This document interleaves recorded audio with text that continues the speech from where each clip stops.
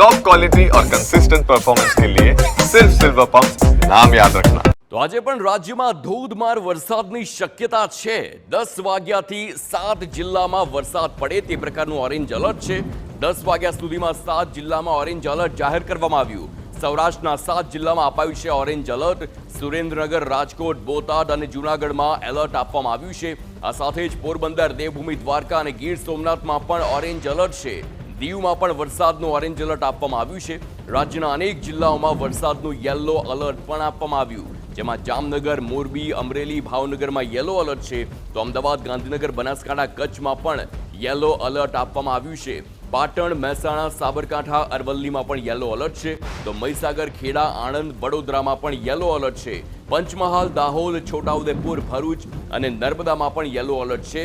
સુરત, તાપી, ડાંગ, નવસારી, વલસાડમાં પણ yellow alert છે।